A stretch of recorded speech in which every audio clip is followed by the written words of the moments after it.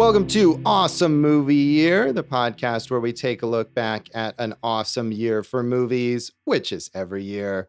My name is Josh Bell, film critic and writer, and I am joined by my co-host. I'm Jason Harris, filmmaker, comedian, 17th place finisher in local bodybuilding competition. That is honestly a very optimistic designation for you right there. Wow.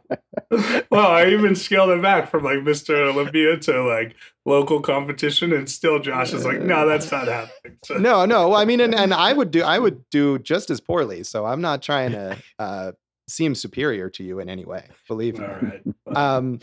And why are we talking about bodybuilding competitions? Well, that is because in this episode of our season on the films of 1977, we are talking about our documentary pick, and it is all about bodybuilding. It's pumping iron. Jason, do you want to get your Arnold Schwarzenegger impression out of the way now? What if Arnold Schwarzenegger and Jack Nicholson were having dinner together, guys? No, I'm good. Thanks. I'm sure it'll come up later. Arnold Schwarzenegger, of course, is the main draw of this documentary. This was, I don't know if I would say it was pre-fame. He'd had some small movie roles before this was made, and he was certainly famous for being a bodybuilder. I mean, he's the most famous maybe of all time in terms of that sport. And this documentary follows him as well as Lou Ferrigno, who would also go on to become a well-known actor. Of course, not on the level of Arnold Schwarzenegger, but is known for his movie and TV roles. And it takes a look at the 1975 Mr. Olympia and Mr. Universe competitions, as well as the lives of some of these bodybuilders. But Josh, I got to ask you, you said Schwarzenegger might be the most famous bodybuilder. Who else is in the running there, buddy? I'm sure no one. I was just hedging my bets because I figured don't hedge. Don't hedge on that one. All right. Arnold Schwarzenegger, the most famous bodybuilder of all time. And this movie certainly demonstrates why. I mean, I think everyone knows why Arnold Schwarzenegger is famous, but this movie demonstrates why, as a bodybuilder, I mean, even aside from all the other things that he's done, he was so impressive. This is a movie that really brought the subculture of bodybuilding into the mainstream. It was responsible for a much wider appreciation of that than had ever existed before. And it was a small independent production. It had a $1 million budget, at least from what I can ascertain. Although it's hard to say with this. This is a movie where they, as happens a lot of times, I think with documentaries, where they shot footage over a period of time. They shot footage and then they kind of had trouble with money and they needed to raise more money, and then they shot some of it later. So what the actual budget was is hard to say. And I couldn't find any box office numbers, but this was quite successful at the box office and just in a general pop culture sense for such a small production and for a documentary to really reach a fairly wide audience when it was released in 1977. Yeah, it's pretty wild if you like, dude, first of all, it spawned 3 sequels. How many documentaries can say they spawned 3 sequels?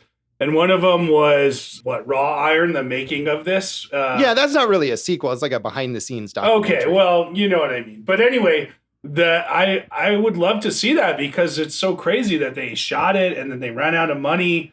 And then they held this crazy event at the Whitney Museum of Art in New York City where they brought the bodybuilders in to act to be compared and contrasted to like the sculptures there, like the Greek sculptures there. And that's how they raised money.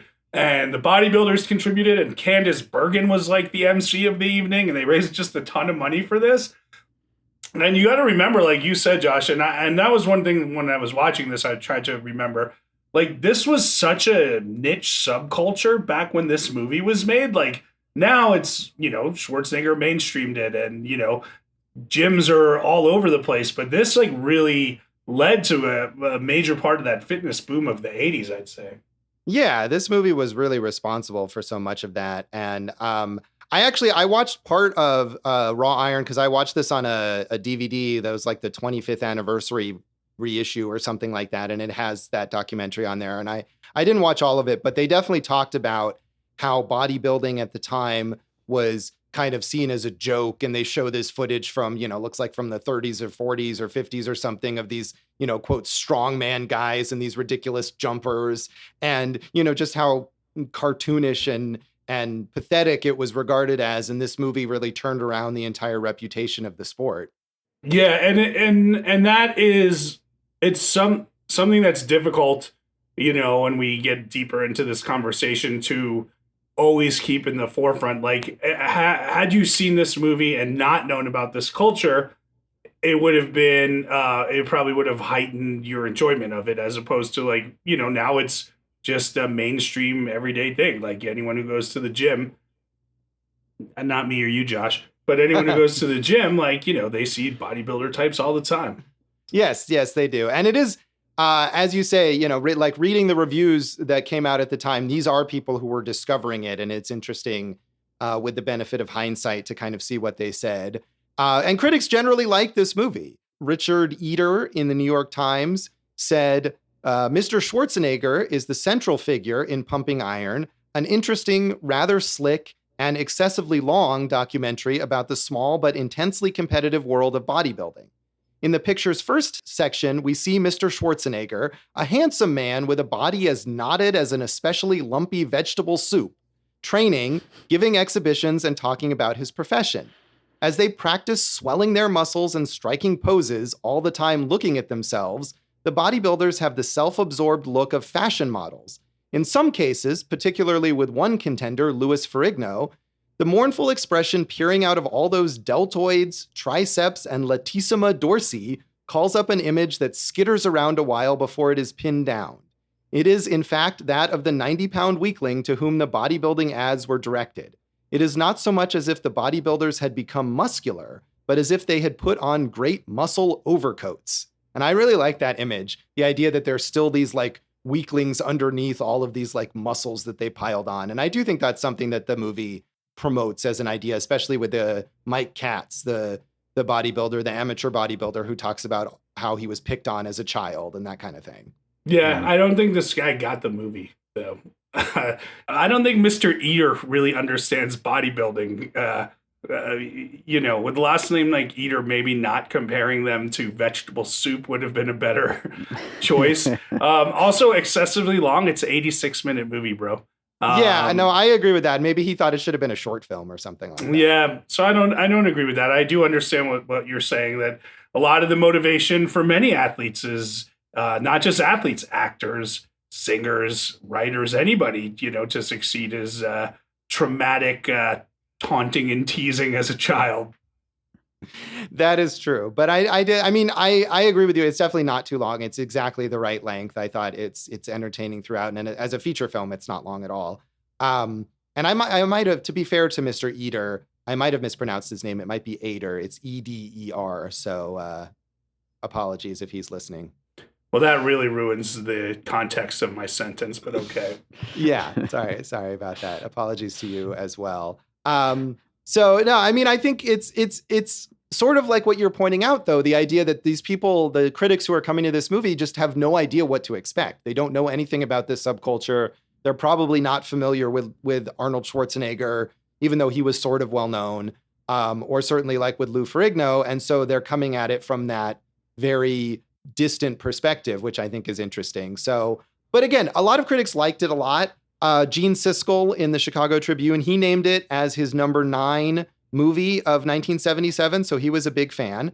But again, it was partly about the expectations. He said, frankly, I thought Pumping Iron was going to be a funny, if exploitive documentary that poked a sharp stick in the flat stomachs of guys who try to be big men by overdeveloping their pectorals and 87 other muscles you and I have never heard of. And that might have been a pretty good picture. But Pumping Iron is better than that. The film allows us to get to know 2 bodybuilders very well, and as a result, Pumping Iron is much more a story of human beings than it is a freak show. I actually ended up caring about who won the contest. And then he ends his review this way, which I thought was amusing. I know of at least one person who saw Pumping Iron in the evening, and that night went home and looked at his body in the mirror. This person was terribly depressed. And of course, that person is Gene Siskel. That's good. That's really good. And I'm surprised he didn't. I mean, he alludes to not knowing what the pectoral is, but that's okay. Yeah, no, I thought that's a fun review. And obviously, I think it wasn't just the competition aspect of, hey, we think that it's going to come down to Schwarzenegger and Ferrigno. Those were probably the two most charismatic stories to follow. So I think that's probably why they did that right there. I think, yes, Ferrigno and Schwarzenegger are sort of the most compelling people to focus on. And Gene Siskel obviously is alluding to them when he says it allows us to get to know two bodybuilders very well.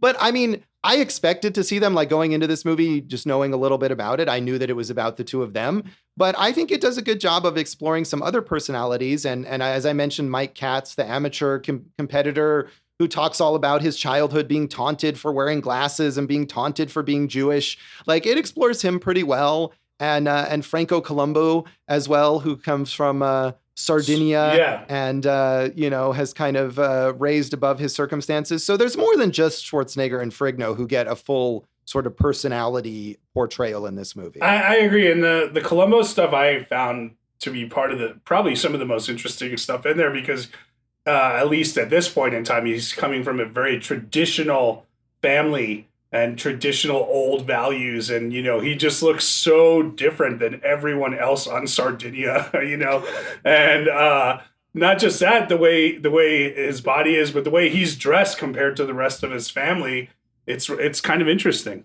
Yeah, it's fascinating. And randomly, in our previous episode about the Cannes Film Festival, I mentioned the film Padre Padrone, the Cannes Palme d'Or winner in 1977, which I watched and we did not discuss. But that movie takes place on Sardinia. And so I really, between that and Pumping Iron, learned so much about the culture of Sardinia. And having watched Padre Padrone, I know that life is very harsh on Sardinia, and the expectations placed on young men are not to become world-class bodybuilders. So I feel like I had an appreciation for what Franco Columbo really overcame in order to get where he got. That's wonderful. And don't forget to look on the awesomemovieyear.com website for Josh's thesis on life in Sardinia. Yes, Pumping Iron and Padre Padrone and the depiction of Sardinian life in 1977 cinema, a treatise by Josh Bone. You really are going for the widest possible audience with that. Yes, I am. So,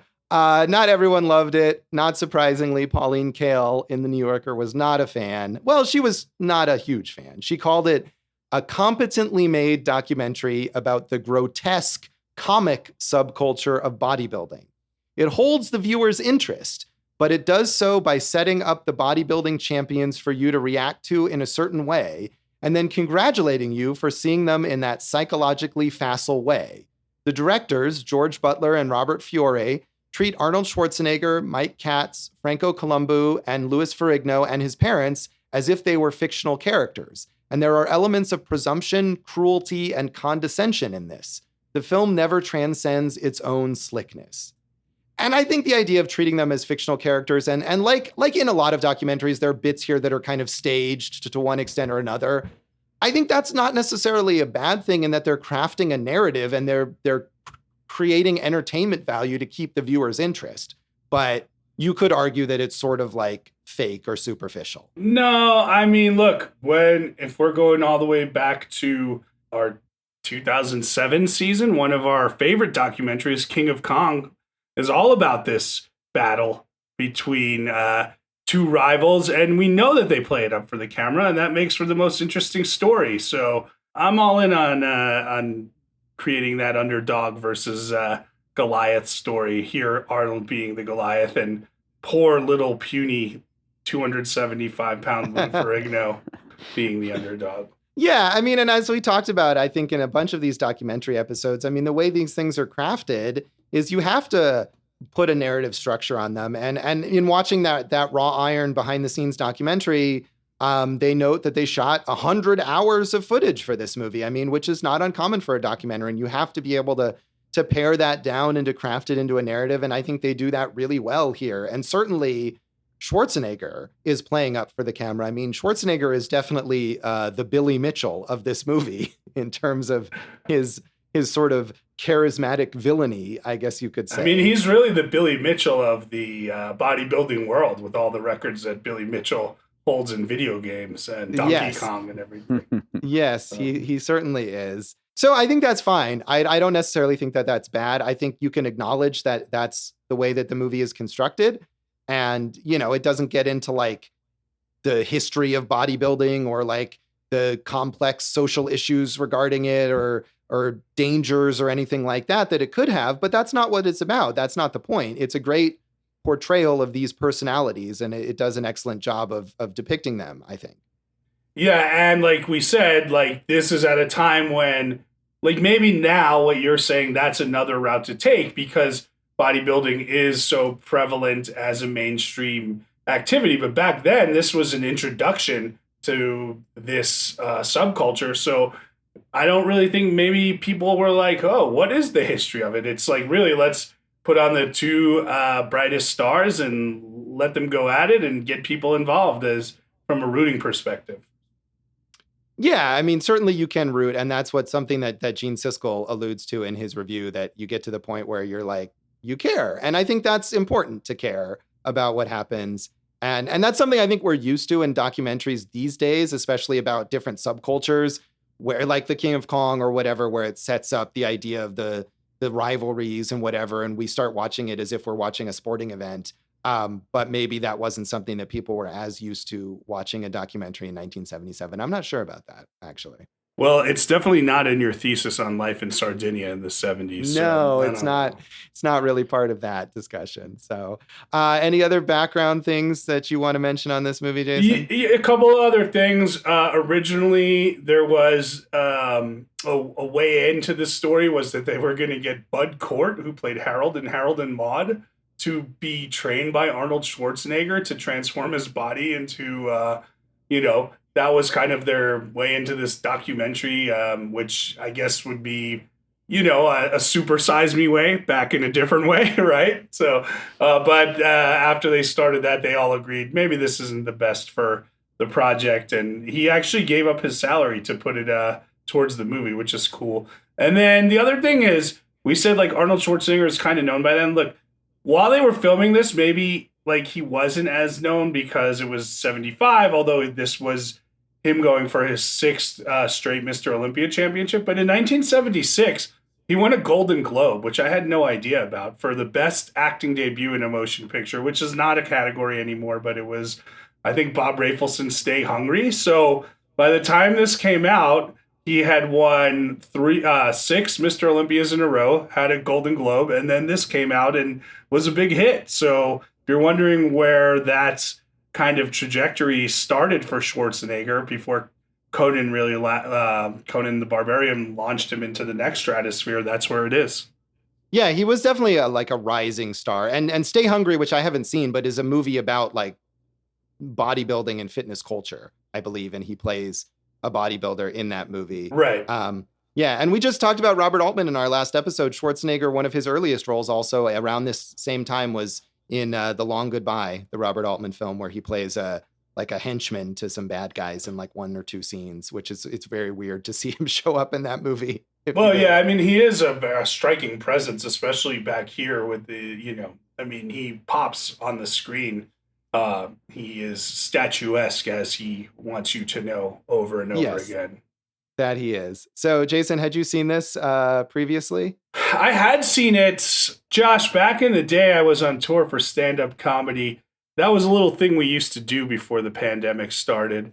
Not really relevant right now, but I was touring colleges at one point in time, and it was a weird like homemade DIY tour. So we were driving from like city to city and actually staying with the people who booked us, whether they were like fraternity houses or just people like with apartments. So me as a touring comedian, I was sleeping on floors of college bros' apartments. And I was at Clemson University, and I had some time either before the show on an off day or before we were leaving. And the bros, they had a copy of Pumping Iron. So that was the first time I saw it at Clemson University on my vaunted college tour. The Frat Boys of Comedy, the name of that tour. Yeah, I left that out, but you. It's great. Yeah, it was great. It was great branding. It was. I was never even in a frat, so yeah, but it worked. It worked for the whole comedy tour. I feel like College Bros are definitely the kind of people I would expect to have this movie sort of on hand, just in the background or whatever. So yeah, but it's worth more than just like that. Like this could easily, and it did reach a wide audience. So yeah, absolutely. No, it is beyond that. I feel like those bros maybe would have looked at it unironically and maybe not quite gotten the full appreciation of it. And had you seen it, Josh? No, I had never seen it. I mean, I loved Arnold Schwarzenegger, especially as a teenager. I mean, I was a huge fan of a lot of Schwarzenegger action movies, and I think I was aware of his existence as like an early Schwarzenegger appearance, but I never sought it out, maybe because it wasn't an action movie and it was like, oh, why do I want to watch a documentary? So I hadn't seen it, and I really enjoyed it. It was a lot of fun, and it's a great look at where Schwarzenegger came from. And I think if you love his action movies, this is sort of a key piece of his development. So Dave, had you seen this movie before? I hadn't. My first time was the other day during my morning workout. Well, that's perfect. And as we know, Dave was the gym member of the month at his gym. So that's true. We haven't mentioned Dave's achievement at the gym in quite some time. Yeah, it's a good thing that we did that. And we joked about our potential showing in a competition. But of the three of us, Dave is by far the most likely to succeed in a fitness competition compared to the two of us. Wow. If you're wondering when we hit rock bottom, folks. That is so weird. All right. Well, on that note, we'll come back in a moment and talk our general thoughts on pumping iron.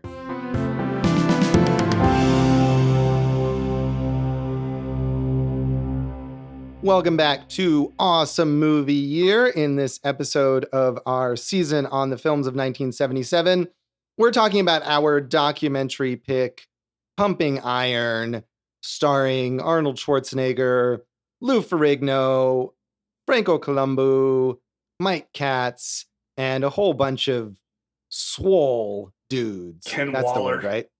Yeah, Ken Waller. Yeah. Swole. Right. Yeah, I got it. You did. So, so Jason, having seen this with the frat boys, did you enjoy this more this time? Had you enjoyed it the first time? I enjoyed it the first time. I enjoyed it less this time because I watched it alone on a Saturday afternoon. You can tell that this is definitely a movie that with a nice group who doesn't take themselves too seriously would be a really fun movie to watch. But not so much fun on your own, you didn't think? I didn't like it as much, Josh. I don't know. Maybe it's also that it's so odd as a first time view that it doesn't, like, once it's in your system, like you're not caught by the surprises that you guys were probably got as first time watchers.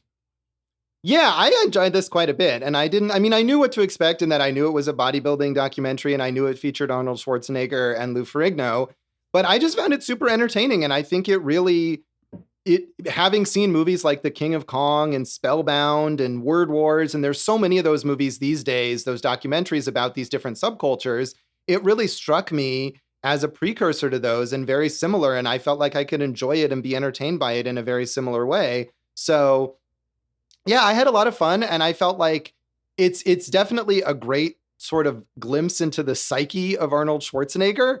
And he's become this massive, massive star. And so everything that he does now is so carefully calculated. And you can see in this movie that even though he's claimed that some of the things that he said in this movie were played up for the camera or weren't necessarily true or whatever, but I kind of have to wonder about that if he's trying to make excuses for the fact that he comes off as such a sociopathic narcissist in this movie, and which is very entertaining to watch. So I enjoyed that. But also beyond that, I think I expected to see Schwarzenegger and get some insights into him, but I really was fascinated by the story of Mike Katz and his sort of kind of sad little story, really, in a way, about having been picked on as a kid and becoming so obsessed with being a bodybuilder later in life. And then he doesn't end up triumphing at the competition. He comes in, was it 4th place, I think, something like that? Yeah, but I think he did all right. He's got a nice suburban life for himself.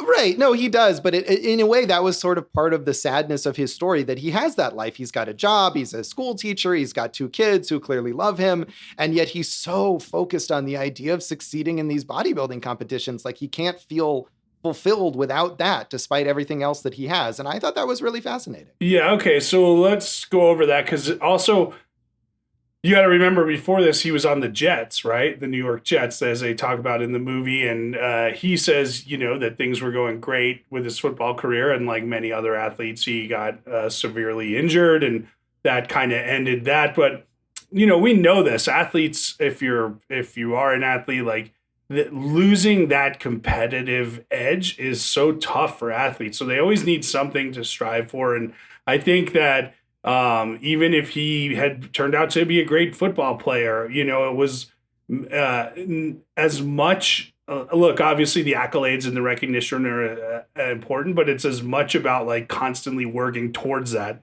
as receiving that. Yeah, I guess I'm not an athlete, shockingly. So I don't quite understand that mindset, but I think they capture that really well with him. And they capture it with Schwarzenegger and with Ferrigno as well. And they have kind of different approaches to how they are approaching the competition and the training and how much they care about it and what it means to them. And I thought the movie captured that particularly well. And it's entertaining. We mentioned that New York Times review that says it's too long, but it's not too long. It moves really well. It's got a lot of fun moments and it builds towards this final competition. So I liked it a lot, and I felt like it gave me some insight into the way that bodybuilding was. One of the great things about this movie is the spectators at the bodybuilding competitions. Yeah, for sure. And the way that they're really, really into it. And they capture some great like facial expressions and moments of just sheer joy from these spectators, I think, that are really entertaining to watch. Yeah, another thing that you hit on there was how effective the sequencing of comparing Schwarzenegger and that kind of like sunny Hollywood lifestyle where all I'm doing is going to the gym and I got all these beautiful women surrounding me and I'm living this glamorous life, as opposed to Lou Ferrigno, who's living at home with his parents and like training in some dank little nasty neighborhood spot, right? Where it's like his dad training him and everything. I thought that was really effective. And obviously, the way they use the camera with the light of California versus the darkness of New York City was a good way to emotionally support that. Yeah, I agree. And that's another thing that's clearly been thought out and that they're doing on purpose. It's not just something that they stumble on, but it's definitely done really well. And I think in this isn't like a subtle movie really, but there is some subtlety to the scenes with Lou Ferrigno and his family, where you can see how overbearing his father is and how much his career as a bodybuilder is sort of this like manifestation of his father's expectations. And he's this really kind of meek, quiet guy. Part of the reason he's quiet is because he has hearing issues and he can't speak as well. And I'm sure he's self-conscious about that, but it definitely seems like he's also a quiet, sort of more introspective person, certainly than Arnold Schwarzenegger is. And it's his father who's really driving this competitive edge to him. And you can see that in the way that the father is kind of overbearing and that sort of thing.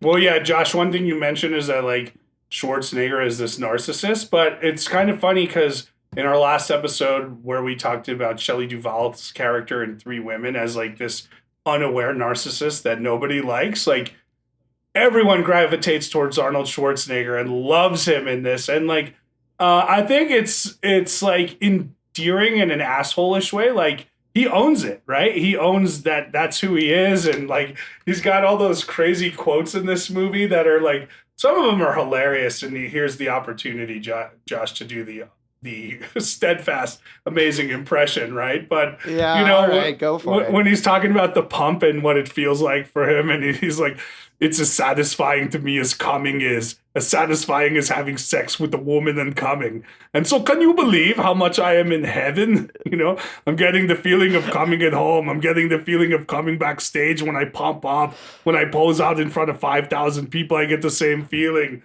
So, I mean, it just keeps going. So I'm coming day and night. I mean, it's terrific, right? So, you know, I'm in heaven.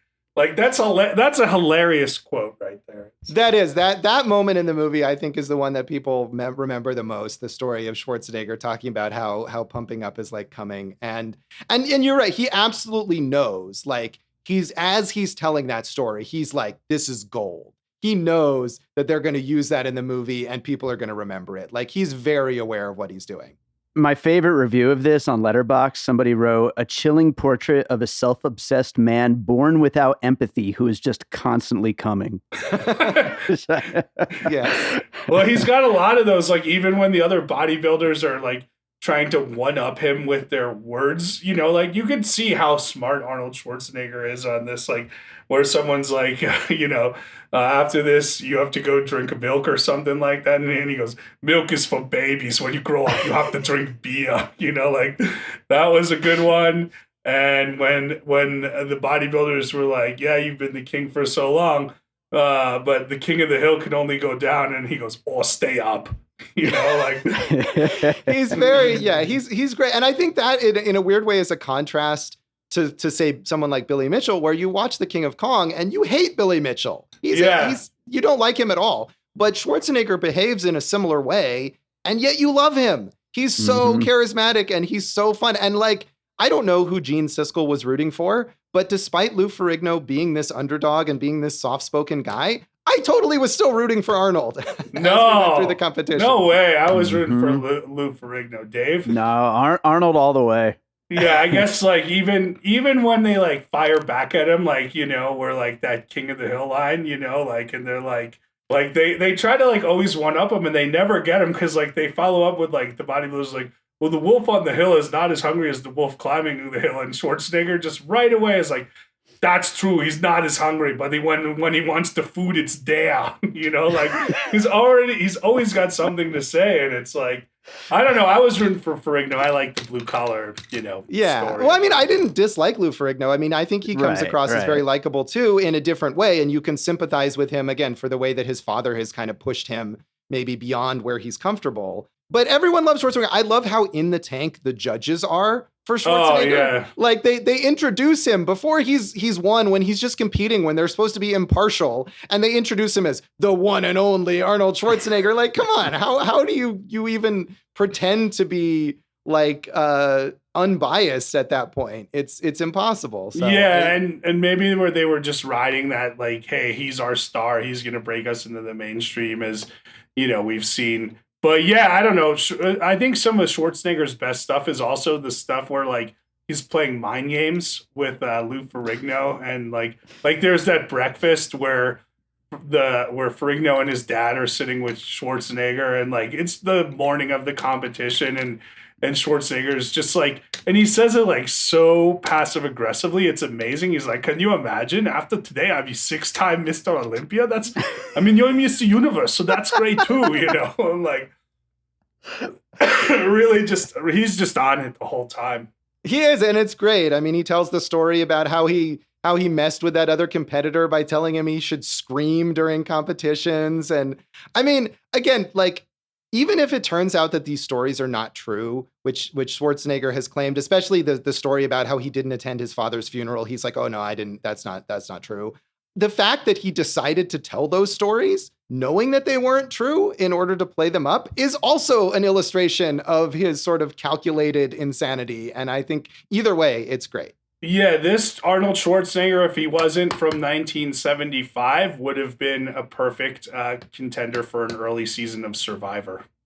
Yes, absolutely. I think those interviews really do kind of remind you of reality TV in a good way, in a way that demonstrates sort of the entertainment value of that kind of stuff. So yeah, Schwarzenegger is great. I mean, he dominates the movie, but as I mentioned, I think Mike Katz's story is interesting and Lou Ferrigno's story is interesting. And this doesn't just come off as like the Arnold Schwarzenegger movie. And I think that's an important factor in the movie's success, that it gives you a wider spectrum of personalities than just Arnold Schwarzenegger. And also, like, I like the nuts and bolts of, like, I didn't know that most of the judging was done in the day, not in front of the crowd, but the judges get this look of the competitors before anyone else does. Like, stuff like that is always interesting insight. So one thing that they totally left out was that this took place in South Africa at the height of apartheid, and that there were black competitors, and they had to find like a hotel that would accept black competitors and everything. I think that could have been a worthwhile subplot. I know that kind of changes the tone a little bit, but hey, man, it happened. So. Right. Well, I think that goes back to the idea that this isn't a movie that's interested in getting into social issues or in really delving below the surface of that. I mean, one thing that never comes up in this movie is steroids, and you can't. I can't imagine that nobody in this movie was taking steroids. I mean, especially you look at Mike Katz, and at one point they show this picture of him from high school when he was playing football, and he's like going bald. And I don't know, just looking at that picture, I was like, there's no way that Mike Katz was not on steroids as a teenager. And I mean, maybe I'm wrong, but it seems like a big elephant in the room that they never address in this movie. I don't know, Josh. Are you going to tell me pro wrestling is predetermined next? I don't know. Right. I mean, it is an obvious thing, but just like if you know anything about South Africa, that idea about the black competitors is an obvious thing. But at the same time, it's something that they conspicuously never mention. And it definitely stood out to me as being unmentioned. I think that's fair. So, yeah, I don't know. Dave, as the gym member of the month, I know you were rooting for Schwarzenegger, but when you actually saw the pose down, did you think he should have beat Lou Ferrigno? Because Lou Ferrigno he looked like a massively jacked, like huge figure there. I know, one of the more interesting things I found about the movie, though, like as far as something I learned, I guess, in a way, because I don't know anything about like this real bodybuilding sport, but the way that Schwarzenegger talked about how calculated the growth of the muscles are, and how he wouldn't, I don't know how true that is, but that he wouldn't grow one muscle without symmetrically growing another one on the other side. He really does seem to do that. So, I mean, it's kind of impressive, like to see how much he's able to control that body growth in a way. Yeah, and it's not just about who is the biggest guy. It is about that symmetry and the look and the posing. And I think Schwarzenegger clearly has that down, that like he is, I mean, there's that scene in the very beginning where he's learning ballet, and there's a number of scenes where he's showing people how to pose, and he's clearly very good at that. I mean, that's something that's served him well as an actor and as a public figure, is that he knows exactly how to make himself look good on camera or in front of people. And I think that's a key element to his success here. Yeah, and his posing is the charisma again. Like, you're drawn to him, and like they all have like muscular bodies, but Schwarzenegger's just got that air of a star about him, and I think that might have put him over the top. To speak of another athletic competition movie, I guess we could say. Let's do that with a 1980s jacked up action star. Yes. Sly Stallone. But I don't know. I think you guys hit on some good points, and we're gonna bro down and buff up at the gym together after this. Probably not. Oh. I just want to briefly mention the theme song to this movie. It's so bad. Yes, it's awesomely bad. It's the first thing, and I put on this movie and I was like, what is happening with this theme song? So yeah, it's like the embodiment of cheesy 70s yacht rock, but it's it's like they're singing about pumping iron in this sort of smooth, easy listening way, and it's fantastic. Oh, I disagreed with you. I thought it was so bad it's bad. But you're right, because in the past we talk about like when you are using like one song over and over again to like really play up a theme and how good that can be. I just thought like, man, this is just so bad. But this It's Michael Small who did it, you know. He's got a lot of good music too, but this not one of them, Josh. Yeah. Well, I mean, they only use it. It's at the beginning and then it's at the very end. It's not like it's over and over throughout the movie. And Michael Small also wrote the score, which is fine. There's nothing bad about the score, but it definitely was memorable. You're right. You're right. I'm glad you brought that up. It is memorable, I'd say. Thank you. So should we rate this movie out of 5 pectoral muscles or something? I was gonna say pumps. 5 pumps. There you go. Jason, what is a pectoral muscle? Where is that on one's body? It's right here. As you can't, Josh, you and Dave can see me, but it's right here. A pec is around the breast area, the chest, right there. So there you go. I'm as ignorant as Gene Siskel on these. Well, I think it connects to your arm, so it's like if you tear your pec, you're going to be in a sling the whole time and everything. So yeah, that's no good. So Dave, here's my problem. If I do it out of pumps, do I have to come with each pump? Please don't. Or if you do, just don't tell us. Okay. I liked it better the first time. This, again, is going to get a high 2.5 for me. I think you should watch it, and it's fun once. But I didn't like it as much this time. So I give it a high 2.5, but a recommended 2.5. Huh. I'm sort of surprised by that. I was very entertained by this movie. I'm going to give it a 3.5 pumps. I thought it was a lot of fun to watch. And fun in a wholesome way to watch. So that's my rating. Dave, do you want to rate this one? Sure, I'll give it 3.5 pumps as well. I don't think it's something I'll return to maybe ever again, but it was a lot of fun to watch. And as a lifelong Arnold Schwarzenegger fan, I mean, it's like a little gift in a way, That's true.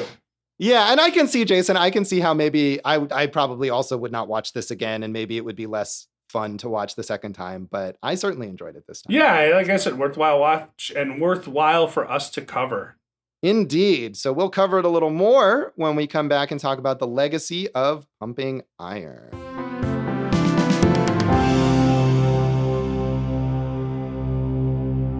Welcome back to Awesome Movie Year. In this episode of our season on the films of 1977, we've been talking about our documentary pick, Pumping Iron.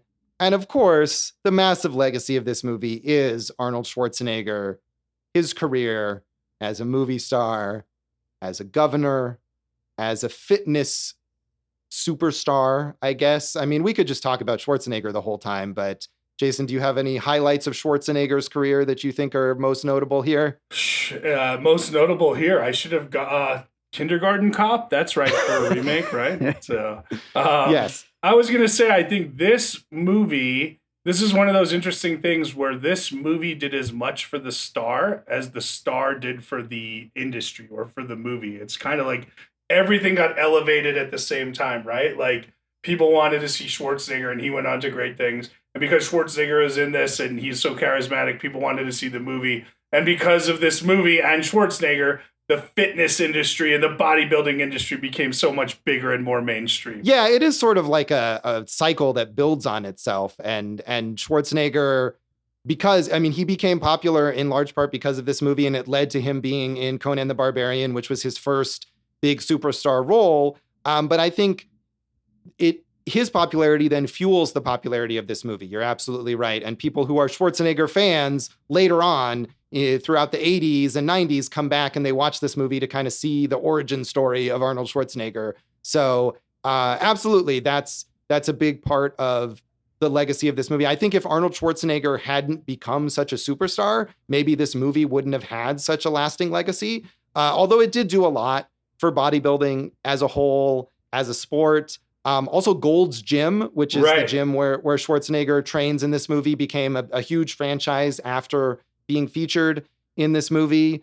And the idea, what I wanted to mention related to Schwarzenegger, and I don't know, Jason, if you remember this or Dave, when we were kids, but the presidential physical fitness test that Arnold Schwarzenegger was like an ambassador for. And I just remember the horrors of PE class being forced to go through the presidential physical fitness test and these standards that they had set. And stupid Arnold Schwarzenegger was like talking about it in a video or something. And I hated it. Well, Josh, you're not going to like to hear this, but I was a multi-time winner of that presidential fitness test. But you would get like a certificate or a ribbon or whatnot. But I know it doesn't seem like it now because I'm losing to Dave in bodybuilding competitions. But yeah, I used to kick ass at that. My mom was even better when she was a kid. She like was recognized throughout the state as one of the presidential fitness award winners and whatnot. Wow.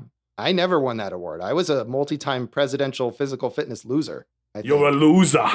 I was. And I lied and said I had asthma so I could get out of stuff like that. Oh, that was a smart move there, Dave. You had to do the sit-ups and climb the ropes, and there might have been some running and some push-ups. But yeah, like I used to rack on those things. I know you guys, if you saw me now, you wouldn't believe it, but it's true, guys. It's true. Yeah.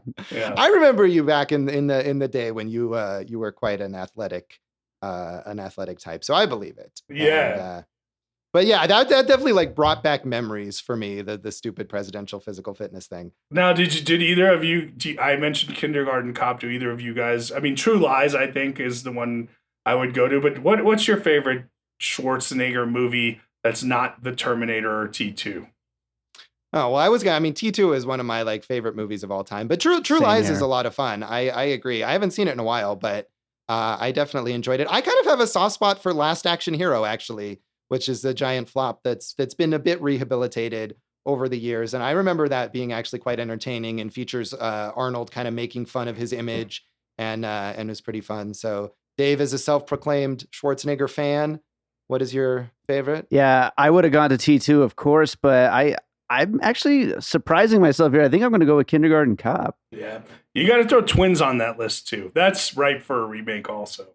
Yeah, it was supposed to get a sequel or something at one point, but I don't know whatever happened to that. I mean, that would be great if they made it today with those two as 70-year-old bumbling old cockers. So. Yeah, I feel like Danny DeVito has been playing that role in like he was in the Jumanji sequel doing that. So yeah, I haven't those Schwarzenegger comedies I was never really super into. But maybe I should revisit Kindergarten Cop or the sequel to Kindergarten Cop, which was made starring Dolph Lundgren, another large man. Yeah. So, well, Josh, speaking of large men, as you mentioned, Schwarzenegger's not the only one who went on to have an acting career. I mean, Lou Ferrigno, the Incredible Hulk, and kind of ubiquitous in pop culture. He's always around, it seems like, or was for a long time. And then Mr. Franco Columbo made a lot of action movies, was in some Schwarzenegger movies, and then. Have you heard of this movie, Beretta's Island? It's from like 1993, and I guess it's got like a cult following. That's supposed to be one of his more well-regarded films. That's a Franco Columbo movie? Yeah. I had not heard of that. No, I mean, I did notice that it seems like Schwarzenegger kind of helped him out by getting him little background roles in a bunch of Schwarzenegger's movies, but I had not seen that other film. I can only hope it's about life in Sardinia, because then I would you could add to your fascinated thesis by it. Well, it might be. Yeah, he died last year. He had a heart attack while he was swimming, and before they could get him to the hospital, I think he had died. But yeah, he did well. He had he had a successful life, especially, you know, like you said, the movie portrays it as like a little farm boy from traditional family in Sardinia. And look at all the things he did. So. Yeah, he definitely had a huge success, if not on the level of Schwarzenegger or Lou Ferrigno. Of course, he's known, and Lou Ferrigno has not only did he play the Hulk in that TV series that everyone's familiar with, but he's gone on to like voice the Hulk. Anytime the Hulk like yells or roars in a movie, all the way even through the modern Marvel Cinematic Universe movies, that's Lou Ferrigno doing that voice. So he's really parlayed that into something over the course of many, many, many years. Yeah, and he's, you know, maybe he doesn't love the limelight anymore, which is cool. Like, but he's really made a good life for himself based on his hulking physique. That he has indeed. And he's always, I remember going to like comic book conventions here in Vegas, I think, and he'll be, you know, he's always a featured guest at things like that and get his autograph and take a photo with him and stuff like that. So he seems like a good guy. I wrote down this quote, and I think it was Lou Ferrigno's dad, Matty Ferrigno, who said it to him when he was, if I'm not, but this was the quote I wrote down. And imagine your dad saying this to you as he oiled you up. Take a look at this hunk of man. Yeah, there's definitely a weird obsession with Lou's physique on the part of the dad in this movie. Well, he wants him to win, you know. So Yeah. he's a sports dad of the 70s, not of the Yes. modern day.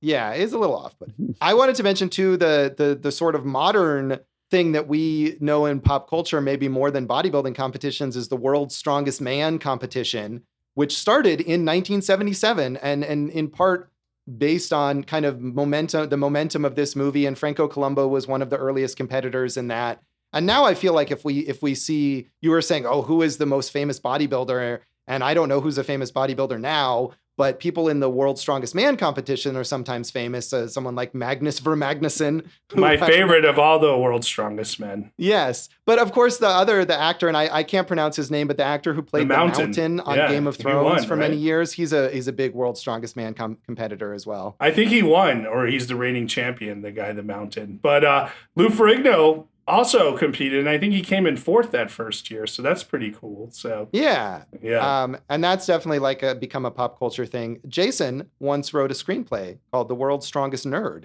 That's true. It was kind of a good concept, I thought. Like, maybe not for 2020, but like definitely for late 90s, early 2000s, about a John Heater type who has fight or flight syndrome, and like it gives him super strength, and he competes in the World's Strongest Man competition. Picture McLovin versus The Rock in the World's Strongest Man competition. You build that charismatic bad guy, and so I like that screenplay. That's a great pitch. Somebody should greenlight that movie. Yeah, so any of you executives who are listening out there, give me a holler, and I'll send the script over to you. So. There you go. You mentioned briefly the sort of sequels and spin-offs. There was a Pumping Iron 2, The Women, in 1985, focused on female bodybuilders. And then many, many years later, a director named Vlad Yudin kind of got the brand. I think one of the minor producers of this movie must have owned the rights to it or something, and was able to make these movies about modern, current-day bodybuilders in the last, 5 to 10 years, called Generation Iron. There's 3 of those. And I've never seen those, but none of those, I think, capture the pop culture phenomenon that is this movie. Yeah, Raw Iron would be the one of the 3 that I'd like to watch the most. But. Yeah, that's the behind-the-scenes film that was made for the 25th anniversary. George Butler, the co-director here, has also continued his career as a documentary filmmaker. He directed Pumping Iron 2, The Women. It also notably directed Going Upriver, the documentary about John Kerry's experiences in Vietnam that was kind of a political sort of phenomenon or something like that during that election. He's made movies for IMAX, including a Mars movie called Roving Mars. So, working documentary filmmaker, went on to interesting other subjects. Some IMAX stuff, like you said, and I think he's doing tigers and National Geographic style pictures. So he's working, man. Good for him. Yeah. And nature documentaries. And I mean, in a way, this movie maybe treats these people like it's a nature documentary. Exactly. I don't think this, from a voyeuristic standpoint, maybe, but I don't think this treats any of the subjects unfairly. I do agree that going back and shooting some of those sequences afterwards, like you had mentioned Ken Waller, there's this whole thing where Ken Waller and Mike Katz are actually friends in real life, but Ken Waller took his shirt as a joke, and then they went back and shot the sequence afterwards, and it's Ken Waller with some other bodybuilders talking a little trash about Mike Katz, and he's like, yeah, at this competition, I'm going to steal his shirt to psych him out. And so they juxtapose something that's not real. And Ken Waller always says he regretted doing that because fans would boo him at competitions for many years afterwards. So. Yeah, that is the legacy of this movie, is for poor Ken Waller is being booed. So, I mean, I think that's again, the result of these movies where they build out these reality TV style personalities, is that people are then perceived that way after the movie. I'm sure the legacy of the King of Kong, we probably talked about this, for Billy Mitchell, is being booed and being hated by people. And, for some people that fuels them. And for some people, they just, they can't, it kind of crushes them. So yeah, Johnny, what was his name? That dude on Survivor, Johnny Fairplay or whatever. So. Oh yeah. Wow. That's a good memory there of Survivor. It feels like this guy, if he could get jacked, would have been a good competitor for this. So yes. So the last legacy thing that I wanted to mention was Hans and Franz from Saturday Night Live, which I mean is definitely a Schwarzenegger parody. But watching this movie, I was like, oh, Hans and Franz is a parody of Pumping Iron. I'm now finally realizing this. Yeah, there you go. They're here to pump, clap your hands, you up. Exactly. So, any other legacies, Jason, you want to mention here? Well, I mean, there was an ill-fated attempt by Vince McMahon to start a bodybuilding federation in the early 90s. So, he doesn't really succeed when he doesn't do the wrestling, as it seems. But so that's all I got, Josh. Who were the bodybuilders involved in that? Anybody from this movie? Not that I remember. The big thing was that pro wrestler Lex Luger was moving over to become a bodybuilder. And if you want to talk about a dude who was gassed up, that's a prime example to look at. So. Oh, yeah. All right, then. Dave, any thoughts on this legacy here? Nothing that you guys didn't cover. I was just going to mention and the eventual Arnold Schwarzenegger story movie biopic. I think that this section of the film is going to be pretty fun. Who's gonna play him, Dave? God, who knows? Yeah, there was some guy. There was like a TV movie, I think, about him or related to him or something. And there's some guy who made a career out of playing Schwarzenegger. I think he played his double in the. Yeah, he was on Son of the Beach. I forget his name. There you go, that guy. And I think he was yeah. also in Terminator Salvation when Schwarzenegger couldn't appear in it because he was the governor of California, and so he made a career out of being like the replacement Schwarzenegger. So good for him. In it. Good for him. So yeah. So we've got early Survivor participants, short-lived FX sitcoms referenced here. We got a lot going on this episode. Really a wide-ranging panoply of things related to pumping iron. The failed Vince McMahon bodybuilding brand. So Jumanji. Yeah, Jumanji. Yeah, very important reference. Yeah, a lot of influence all over the place, this film. Absolutely. So that's Pumping Iron. And that's this episode of Awesome Movie Year. You can follow us on social media. Yeah, we would like that. I'm Jason Harris Comedy on Facebook and Instagram. Jay Harris Comedy on Twitter. Go for jason.com. Not placing in any website competitions. We're at awesomemovieyear.com. Don't forget that about section, everybody. Also has the feed of these episodes. Awesome Movie Year on Facebook and Instagram. Awesome Movie Pod on Twitter. You can find me at joshbellhateseverything.com. Also not winning any competitions. Josh Bell Hates Everything on Facebook and at Signal Bleed on Twitter. And you can listen to our producer David Rosen's awesome podcast, Piecing It Together. You can find us wherever you listen to podcasts and follow us on social media at Piecing Pod. And I just wanted to say that if you go and sign up for our Patreon, where there's some great bonus content from Awesome Movie Year, Piecing It Together, a bunch of my other projects as well, Josh, Jason, and I will film ourselves doing push-ups for you. I'm not going to do push-ups, but I'll do a pose down against you two, because while I might not beat you in the bodybuilding competition, I think I do have the stage presence to take you on in some pose downs. I think we need to be at like maybe 100 patrons before we do that. So let's set that as our goal. But we can manage that. In the meantime, don't forget spacejam.com. I don't know why you keep mentioning that every single episode. Space Jam, though, one of the bonus episodes you can get on Patreon. So please sign up for that. Jason, what's coming up in our next episode? Josh, I'm going to let you tell us and everybody what's coming up in the next episode, because it's your pick, my man. It is my pick. It is Robert Benton's film, The Late Show. It's a detective comedy drama parody thing starring Art Carney and Lily Tomlin. It's a weird kind of offbeat pick, but I'm interested to revisit it, and I hope that we'll all enjoy it. So tune in next time for The Late Show, and thanks for listening to Awesome Movie Year. Thank you for listening to Awesome Movie Year. Make sure to follow Awesome Movie Year on Facebook, at Awesome Movie Pod on Twitter, and at Awesome Movie Year on Instagram. And if you like the show, review us and rate us with 5 stars on Apple Podcasts.